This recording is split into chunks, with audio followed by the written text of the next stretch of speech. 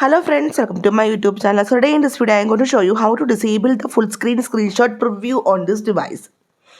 If you take a screenshot, you can see this is a full screen preview.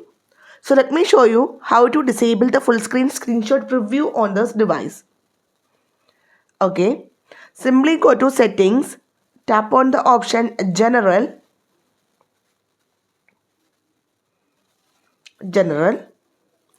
then here you can see the option screen capture.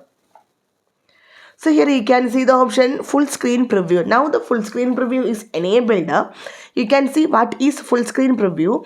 Display screenshot in its full view instead of showing a temporary thumbnail in the lower left corner. If you want to disable this one, just turn off this option. Now again take a screenshot. You can see it is on just a temporary thumbnail in the lower left corner.